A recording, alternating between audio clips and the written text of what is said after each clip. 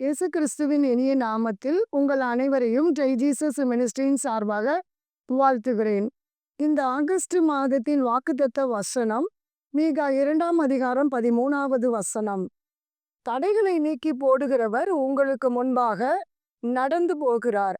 அவர்கள் தடைகளை நீக்கி வாசலால் உட்பிரவேசித்து கடந்து போவார்கள். அவர்களுக்கு முன்பாக போவார். கர்த்தர் அவர்கள் முன்னணியில் நடந்து போவார். அல்லேலூயா. இந்த நாளிலும் நமக்கு கொடுத்த வாக்குத்தத்தம், இந்த மாதத்தினுடைய வாக்குத்தத்தம், தடைகளை நீக்கி போடுகிறவர் அவர்களுக்கு முன்பாக நடந்து போகிறார். இந்த நாளிலும் பாருங்க, பரிசுத்த வேதாகமத்துல அநேக பெயர்கள் உண்டு. வல்லமையுள்ள தேவன், நீதியுள்ள கர்த்தர், ஆலோசனையுள்ள தேவன், அதிசயங்களை செய்கிறவர், இப்படி பரிசுத்த வேதாகமத்துல அநேக பெயர்கள் உண்டு. இங்கே என்ன பெயர் கொடுக்கப்பட்டிருக்கிறது தெரியுமா? தடைகளை நீக்கி போடுகிறவர் அப்படின்னு சொல்லி ஒரு பெயர் இருக்கிறது. இந்த நாளிலும் உங்களுடைய வாழ்க்கையில திருமண காரியத்தை எடுத்தா தடங்க, கற்பத்தின் கனி ஆசீர்வாதத்துல ஒரு தடங்க. இன்னைக்கும் எங்களுடைய பிள்ளைகளுடைய வாழ்க்கையில வேலையில பாத்தீங்கன்னா ஒரு தடை. பிஸ்னஸ் பண்ணலான்னு நினைச்சா அதுல ஒரு தடை. சொந்த கடை வைக்கலான்னு பார்த்தா அதுல ஒரு தடை. ஊழியத்துல தடை. சரி, ஒரு நிலம் வாங்கலாம், சொந்த வீடு வாங்கலாம் அப்படின்னு சொல்லி பார்த்தோம் அப்படின்னு சொன்னா அப்படியே காரியம் கைகூடி வந்து முடிகிற மாதிரி வருது. ஆனா மறுபடியும் தடையாயிருது. பாருங்க, இந்த தடைகளை நீக்கி போடுகிற ஆண்டவர் உங்களோடு கூட இருக்கிறார். பாருங்களேன், அவர் உங்களுக்கு முன்பாக நடந்து போவார். இந்த நாளிலும் பாருங்க, ஆண்டவராகிய இயேசு கிறிஸ்து உங்களுக்கு முன்னாடி போறாரு அப்படின்னு சொன்னா இந்த தடைகளை என்ன செய்வார்? நீக்கி போடுவார். இந்த நாளிலும் ஆண்டவர் நீக்கி போட்டு உங்கள் வாழ்க்கையில அற்புதங்களை செய்வார், ஆசீர்வாதங்களை தருவார், மேன்மைப்படுத்துவார். இந்த நாளிலும் பாருங்க, இந்த தடைகளை எல்லாம் உங்க வாழ்க்கையில இருக்குன்னு சொல்லி இந்த நாள்ல மிகவும் சோர்ந்து போய் இருக்கிறீங்களா? ஒரு வேலை இன்னைக்கு வந்து அவ்வளவுதான், இதெல்லாம் நடக்காது அப்படின்னு நினைச்சு சோர்ந்து போய் உட்கார்ந்து இருக்கிறீங்களா? இல்லைங்க, பயப்படாதீங்க. ஆண்டவர் உங்களுக்கு முன்பாக நடந்து போகிறார். அவருக்கு பின்னால நீங்க நடந்து வரணும். ஆனா உங்களுக்கு பின்னாடி அவர் என்ன செய்யக்கூடாது? நடந்து வரக்கூடாது. அவர் உங்களுக்கு முன்பாக என்ன செய்யணுமா? நடந்து போகணும். அப்படி இருக்கும் பொழுதுதான் பாருங்க, உங்களுக்கு எதிராக வருகின்ற சத்துருக்கள், சில ஆபத்துகள் வரும் பொழுது ஆண்டவரை தாண்டி தான் என்ன செய்யணும்? உங்களுக்கு வரும். அப்படின்னா ஆண்டவர் உங்களுக்கு முன்னாடி போகும்போது அந்த சத்துருக்களோ ஒரு ஆபத்துகளோ பொல்லாப்புகளோ அவரை கடந்துதான் வரணும். அப்ப உங்களை சேதப்படுத்தாதபடிக்கு ஆண்டவர் என்ன செய்யறாரா? உங்கள் முன்பாக நடந்து போகிறார். இன்றைக்கும் நீங்க பயப்படாதீங்க. ஆண்டவர் உங்களோடு கூட இருக்கிற ஆண்டவர். இந்த நாளிலும் இஸ்ரவேல் மக்களுக்கு பாத்தீங்கன்னா செங்கடல் ஒரு பெரிய தடையா இருந்துச்சுங்க. அதே போல பாத்தீங்கன்னா அந்த இடத்துல அவங்க விசுவாசிச்சாங்க. அதனால ஆண்டவர் என்ன செய்தார்? அவர்களுக்கு முன்பாக நடந்து போய் அந்த செங்கடலை என்ன செய்தார்? இரண்டாக பிளந்தார். ஆண்டவர் ஒரு அற்புதம் செய்கிறார், தடைகளை நீக்கி போடுகிறார். அதே போலதான் இஸ்ரவேல் மக்கள் வந்து யோர்தானை கடக்கும் போதும் பாத்தீங்கன்னா அங்கேயும் அவர்கள் விசுவாசித்தார்கள். ஆண்டவர் அவர்களுக்கு முன்பாக நடந்து போய் அந்த தடைகளை நீக்கி இஸ்ரவேல் ஜனங்கள் யோர்தானை கடந்தார்கள்.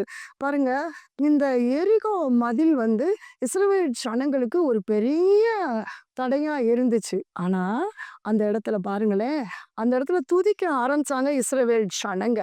அப்ப துதிக்க ஆரம்பிக்கும் போது பாத்தீங்கன்னா அந்த இடத்துல அந்த எரிகோ மதில் இடிந்து விழுந்துச்சு. எப்படி இடிந்து விழுந்துச்சு? துதிச்சாங்க இல்லையா? அப்ப ஆண்டவர் என்ன செய்கிறார்? அவர்களுக்கு முன்பாக இருக்கிறார். இருந்து அந்த தடைகளை மாற்றி என்ன செய்கிறார்? இஸ்ரவேல் ஜனங்களுக்கு வழியை உண்டாக்குகிறார். இந்த நாளிலும் ஒருவேளை எத்தனையோ தடைகள்ங்க, போன வருஷம் வரைக்கும், போன மாதம் வரைக்கும் எனக்கு ஒரு காரியத்துல பெரிய தடை இருந்துச்சு நீங்க நினைக்கலாம். ஆனா இன்றைக்கும் இந்த மாதத்துல இந்த வாக்குத்தத்த வசனத்தை இது எனக்கு தான் நீங்க சுதந்திரித்து இதை விசுவாசித்து பாருங்க. இந்த வாக்குத்தத்தம் இந்த மாதத்தில் உங்கள் வாழ்க்கையில நிச்சயமாய் நிறைவேறும். ஆகையால் நீங்க பயப்படாதிருங்க. இந்த நாள்லயும் தடைகள் அப்படின்னு வரும்பொழுது இன்றைக்கு அநேக சகோதரிகிட்ட நான் பேசும்போது என்ன சொல்லுவாங்க தெரியுமா? இது வந்து சாத்தான் கொண்டு வந்த தடை அப்படின்னு சொல்லுவாங்க. பாருங்க, உங்களுக்கு அறிய தெரியணும். அதாவது எது சாத்தான் கொண்டு வர்ற தடை, எது ஆண்டவர் கொண்டு வருகின்ற தடை. ஆண்டவர் கூட தடைப்படுத்து வராங்க அப்படின்னு நீங்க யோசிக்கலாம். ஆனா பாருங்களேன், ஆண்டவர் கூட என்ன செய்கிறார்? சில காரியங்களில் அவர் தடை பண்ணுகிற தேவன் அப்படின்னு வேதத்துல கொடுக்கப்பட்டு இருக்கிற அப்போஸ்தலர் 16:6 பார்த்தீங்கன்னா, அங்க பரிசுத்த ஆவியானவர் தடை பண்ணுகிறார். இந்த மாதிரியான சில காரியங்கள்ல ஆண்டவர் தடை பண்ணுகிறார். இன்றைக்கு நீங்க அறிந்து கொள்ள வேண்டும். எப்படி அறிந்து கொள்ளணும்? எது சாத்தான் கொண்டு வர தடை, எது ஆண்டவர் வைக்கிற தடை என்று நீங்க அறிந்து கொள்ளணும். அநேகருக்கு ஆச்சரியமா இருக்கும்.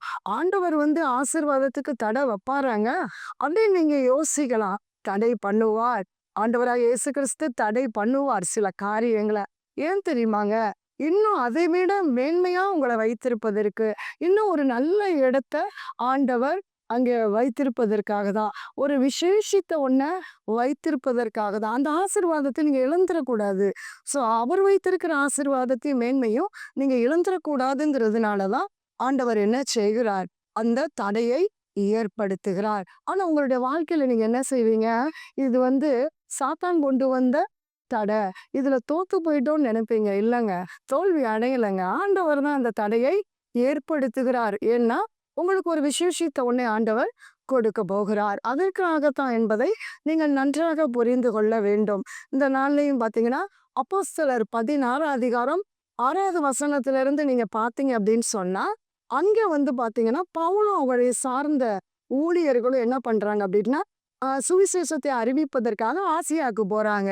அங்க பார்த்தீங்கன்னா, பரிசுத்த ஆவியானவராலே தடை பண்ணப்பட்டு அப்படின்னு போடப்பட்டிருக்கு. அப்ப அண்ட சராசரங்களையும் சிருஷ்டித்த தேவன் பரிசுத்த ஆவியானவரை கொண்டு என்ன செய்கிறார்? அந்த இடத்துல தடை ஏற்படுத்துகிறார். பாருங்க, அவங்களுடைய சுவிசேஷம் ஆசியால இல்ல. அதுக்கப்புறம் எங்க போறாங்க அப்படின்னு சொன்னா, மீசியா பித்தினியா அந்த தேசத்துக்கு போறாங்க. பாருங்க, அங்கேயும் பரிசுத்த ஆவியானவர் போக விட்டாதிருந்தார்னு வேதத்துல கொடுக்கப்பட்டிருக்கு. அப்போஸ்தலர் 16:7. அப்ப அங்கேயும் என்ன செய்கிறார்? தடை பண்ணுகிறார். அதற்கு அப்பிறகுதான் அவங்க என்ன செய்யறாங்க அப்படின்னு சொன்னா, மீசியா தேசத்துல பக்கமா போய் துரோவாவுக்கு போகும்பொழுதுதான் பவுலுக்கு ஒரு தரிசனம் உண்டாகுது. நீ எங்க போகணும்? மக்கேதோனியா தேசத்துக்கு போகணும் அப்படின்னு சொல்லி ஆண்டவர் சொன்னதுக்கு பிறகுதான் அந்த இடத்துல அந்த இடத்துல அவர்கள் ஊழியம் செய்கிறார்கள். இந்த நாளிலும் நம்ம இஷ்டப்படி இல்லைங்க. இன்றைக்கும் ஆண்டவர் பாத்தீங்கன்னா, அந்த இடத்துல இயேசுவை பற்றி அறியணுங்கிற அவசியம் இல்லை. பாருங்க, ஆண்டவருக்கு எந்த இடத்துல ஊழியம் செய்யணுமோ அந்த இடத்துலதான் ஊழியம் செய்யும்படி, சுவிசேஷத்தை அறிவிக்கும்படி ஆண்டவர் என்ன செய்கிறார்? கொண்டு போகிறார். நம்மளா ஒரு இடத்திற்கு போகும் பொழுது அந்த இடத்துல என்ன செய்கிறார்? தடையை ஏற்படுத்துகிறார். அதனாலதான் அவங்க அந்த இடத்துல பாத்தீங்கன்னா, லீதியால் என்கிற பெண்ணினுடைய குடும்பம் முழுவதும் ஞானஸ்நானம் பெற்று அதற்கு பிறகு குறி சொல்லி ஏவுகிற ஆவி, அந்த ஆவியை இயேசு நாமத்தினால என்ன செய்யறாங்க? பவுல் துரத்துறாரு. சோ இயேசுனுடைய நாமம் அங்க மகிமைப்படுது. பாருங்க, ஆண்டவர் இந்த நாளிலேயும் தடைகளை மாற்றி ஆசீர்வாதங்களை தருவார். இந்த நாளிலையும் ஆண்டவர் சில காரியங்கள், அவர் ஒரு ஆசீர்வாதத்தை வைத்திருப்பார். அந்த ஆசீர்வாதத்தை பெறவிடாதபடிக்கு சில நேரங்கள்ல ஆண்டவர் என்ன செய்கிறார்? அந்த இடத்துல தடையை ஏற்படுத்துகிறார். இந்த நாள்லயும் ஒரு சின்ன சாட்சியை சொல்றேன். என்னுடைய ஊழியத்திலையும் முதலாவது நாங்க ஆலயத்துல உபவாச கூட்டம் நடத்தும் பொழுது அநேக பணம் செலவழித்து தான் அந்த இடத்துல ஊழியத்தை செய்தோம். அதுக்கப்புறம் அந்த இடத்துல ஒரு பெரிய தடை வந்துச்சு. அதுக்கு பிறகு ஜெபித்ததற்கு பிறகு பார்த்தீங்கன்னா, ஆண்டவர் ஒரு பைசாவும் வேண்டாம், ஒரு காசும் வேண்டாம், இந்த இடத்துல ஊழியம் செய்யுங்கன்னு சொல்லி ஒரு இடத்தை ஆண்டவர் காண்பித்தார். பார்த்தீங்களா எவ்வளவு மேன்மையானது? பார்த்தீங்களா? பாருங்க, எவ்வளவு தன் பிள்ளைகள் பணம் செலவழித்து ஊழியம் செய்யக்கூடாது அப்படின்னு சொல்லி ஆண்டவர் என்ன செய்தார்? ஒரு விசேஷித்த ஒரு இடத்தை கர்த்தர் எங்களுக்கு காண்பித்தார். அப்ப ஊழியத்துல ஒரு தடை வருதுன்னா நம்ம புரிந்து கொள்ளணும். என்ன புரிந்து கொள்ளணும்? ஆண்டவரே, இந்த தடை எனக்கு நல்லது அப்படின்னு சொல்லி நீங்க புரிந்து கொண்டு என்ன செய்யணும்? நீங்க அந்த தடையை ஏற்றுக்கொண்டு, ஆண்டவரே, இந்த தடைகளை நீக்கி போடுகிறவர் எனக்கு முன்பாக நீர் நடந்து போக வேண்டும்னு சொல்லுங்க. நிச்சயமாகவே ஆண்டவர் இந்த வாக்குத்தத்தத்தை இந்த மாதத்தில் கர்த்தர் உங்களுக்கு நிறைவேற்றி கொடுப்பார். இத வேற நிறைவேற்றி கொடுப்பார் நிச்சயமாக. அதனால நீங்க விசுவாசிங்க. இந்த வாக்குத்தத்தம் இது உங்களுக்கு தான் விசுவாசித்து நீங்க காத்திருக்கும் பொழுது ஆண்டவர் இந்த மாதத்தில் உங்களுக்கு என்ன செய்வார்? தடைகளை நீக்கி அற்புதத்தை செய்வார். ஜெபிப்போமா? இந்த நாளிலும் எங்களை அதிகமாய் நேசிக்கிற எங்கள் அன்பின் ஆண்டவரே, இந்த அருமையான நேரத்திலும் சுவாமி கர்த்தாவே, தடைகளை நீக்கி போடுகிறவர், எங்களுக்கு முன்பாக நடந்து போகிறீர் என்ற வாக்குத்தத்தம் சுவாமி. இதை கேட்ட ஒவ்வொருவருக்கும் சுவாமி ஆண்டவரே அப்பா தடைகளை நீக்கி போன மாதம் வரையிலும் ஆண்டவரே எத்தனையோ தடைகள் இருந்திருக்கலாம் சுவாமி. இந்த மாதத்துல இந்த வாக்குத்தத்தத்தை ஆண்டவரே அப்பா இது எனக்குத்தான் என்று சுதந்திரித்து விசுவாசித்து ஆண்டவரே இதை காத்திருக்கிறவர்களுக்கு இந்த மாதத்தில் இந்த வாக்கு தத்தங்கள் அப்படியே நிறைவேறும்படியா நாங்கள் செபிக்கிறோம் சுவாமி. தடைகளை நீக்கி சுவாமி ஆண்டவரே ஒவ்வொருவருக்கும் ஆசீர்வாதத்தை அற்புதத்தை மேன்மையும் கொடுத்து உயர்த்தும்படியாய் செபிக்கிறோம். மெய்ப்பர் வல்ல இயேசு மூலம் ஜெபிக்கிறோம் எங்கள் ஜீவனுள்ள நல்ல தகப்பனே. ஆமேன் ஆமேன்.